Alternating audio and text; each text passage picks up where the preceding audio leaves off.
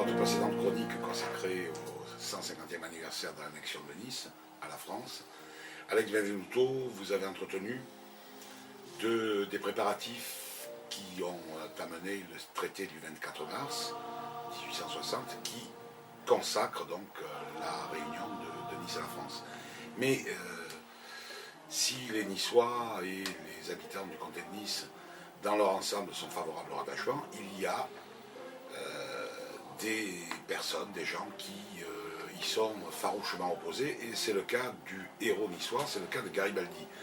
Garibaldi qui s'oppose très violemment à cette annexion, et nous allons voir dans cette chronique de quelle façon il va s'y prendre.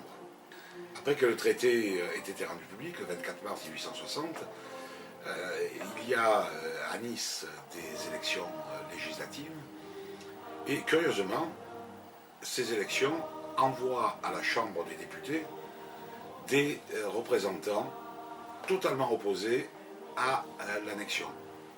Garibaldi, bien sûr, qui est élu à Nice et également ailleurs dans le royaume de Piémont-Sardaigne, Charles Laurenti-Roubaudie et Désiré Niel. Garibaldi se bat depuis de nombreuses années déjà pour l'unité de l'Italie. Et il est bien évident qu'il ne va pas accepter très facilement que sa ville de naissance, sa petite patrie, soit cédée à la France pour de sombres motifs d'assistance, une espèce d'échange en quelque sorte de territoire pour l'aide que Napoléon III apportait à Victor Emmanuel II dans son processus d'unification. Il n'est pas très aimé à la cour Garibaldi, son incontinence verbale, son absence totale de diplomatie et surtout le ralliement tardif à la monarchie l'éloigne un petit peu et font que les élites gouvernementales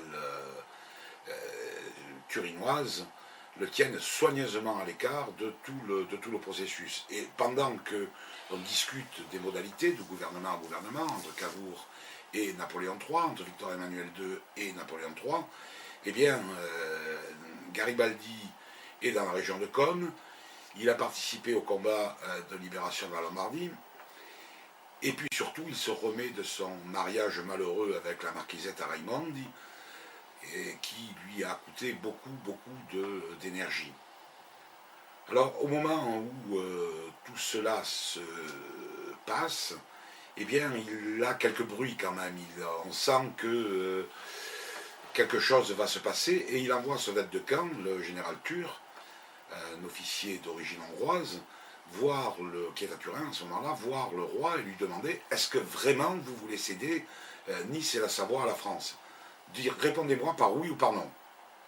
Et Victor Emmanuel ne peut que répondre oui. Alors Garibaldi se fiche un peu comme de sa première chemise de la Savoie, il sait que c'est une terre française et que de toute façon elle est appelée à redevenir ou à devenir française.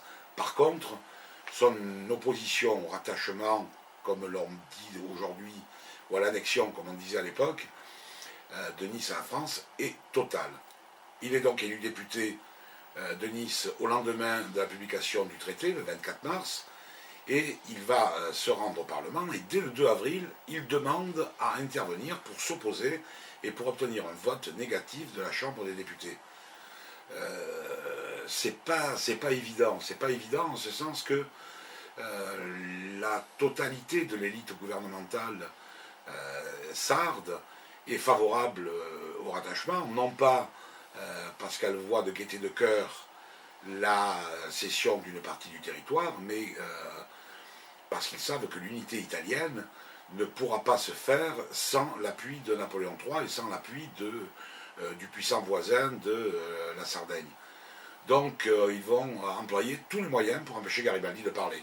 Alors on va évoquer la mort du président de la Chambre, en disant, vu que le président de la Chambre est mort, eh bien, de toute façon, vous ne pouvez pas prendre la parole et il ne peut pas y avoir de vote. C'est un argument juridique qui se tient, effectivement, et Garibaldi, finalement, à force de démarches, à force d'efforts, va arriver à prendre la parole, il va arriver à la prendre à la veille du plébiscite de Nice, biais 15 et 16 avril 1860. Il reste quand même curieux dans cette affaire que Garibaldi se soit tenu finalement si éloigné de Nice dans ces moments cruciaux. Est-ce qu'il a été manipulé par le roi, par la cour, par Cavour? On n'en sait trop rien et ça reste un mystère. Il est vraiment curieux qu'il ne soit pas intervenu avant le 2 avril finalement. Et comme les dés de toute façon étaient pipés d'avance et que la décision était déjà prise, eh bien son opposition ne servira à rien si ce n'est à nous laisser un beau morceau d'anthologie sur sa position à l'égard de Nice. Voilà ce qu'il dit au Parlement sarde, entre autres, parce que son discours est très long, et ce sont des extraits qui sont très significatifs. Les Niçois, par la dédition de 1388 à la Maison de Savoie, établirent, le 19 novembre 1391, que le comte de Savoie ne pouvait aliéner la ville en faveur d'un prince quelconque, et que s'il le faisait, les habitants auraient le droit de résister, les armes à la main, et de se choisir un autre souverain selon leur bon plaisir, et sans se rendre coupable de rébellion. Maintenant, avec le traité du 24 mars, le gouvernement l'a cédé à Napoléon III. Une telle cession est contraire aux droits des peuples. Le gouvernement justifie sa procédure par le vote des populations qui aura lieu du 15 au 16 courant. La pression sous laquelle se trouve placé le peuple de Nice, la présence de nombreux agents de police, les flatteries ou les menaces auxquelles se trouvent soumis ces pauvres gens, les pressions exercées par le gouvernement pour favoriser l'union à la France, l'absence de Nice de nombre de nos concitoyens, la précipitation et la façon dont on requiert le vote de cette population, toutes ces circonstances enlèvent au suffrage universel son vrai caractère de liberté. On ne peut pas être plus clair, mais, comme je l'ai dit déjà, le combat de toute façon était perdu d'avance, et Garibaldi le sait. Il le sait très bien, et puis il a d'autres préoccupations en tête. Après son discours, Garibaldi est bien tenté de se rendre en Nice. Il part avec un aventurier anglais, Lawrence Oliphant, et il veut essayer d'empêcher la tenue des opérations électorales, mais il n'arrivera jamais à Nice en fait.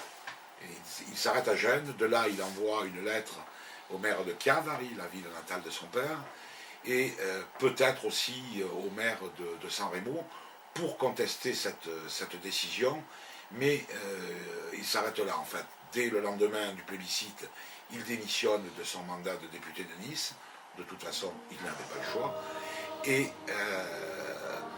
il part pour d'autres aventures. Il faut dire qu'il était beaucoup plus préoccupé par ce qui se passait en Sicile, qui allait consacrer véritablement toute la légende de Garibaldi.